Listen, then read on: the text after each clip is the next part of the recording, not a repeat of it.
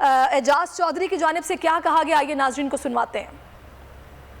کیا کیا جائے گا؟ میرا خیال ہے کہ خان صاحب کے وکلاء آ رہے ہیں اور انشاءاللہ تعالیٰ وہ آ کے اس جو بھی ٹیم آئی ہوئی ہے FIA یا واٹ ایور پولیس ہے ان سے بات کریں گے اور جو بھی اس کے بغیر اندر نہیں جانے دیں گے، اس کے بغیر اندر نہیں جانے دیں گے۔ ظاہر ہے جب تک وکلاء سے بات نہ کر لیں اندر جانے کا سوال ہی پیدا نہیں ہوتا۔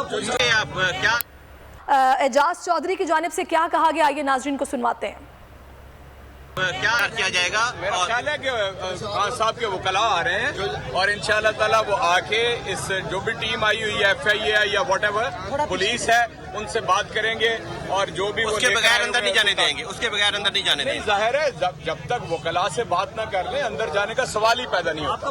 آپ کیا اف کیا ظلم ہے، بول ایک دفعہ پھر سازشی عناصر کے نشانے پر۔ کو چیئرمین بول شعیب شیخ کو فری ٹرائل کا موقع نہیں دیا جا رہا۔ تفتیشی آفیسر جو مدعی بھی ہے اپنا بیان ریکارڈ کروا چکا ہے کہ کبھی کوئی جرم ہوا ہی نہیں، ایگزیکٹ جو کچھ کر رہا تھا سب لیگل تھا، ایگزیکٹ کے پاس تمام لائسنس تھے۔ اس پر ستم ظریفی یہ کہ بریت کرنے کے بجائے کیس دنوں نہیں گھنٹوں کے حساب سے چلایا جا رہا ہے۔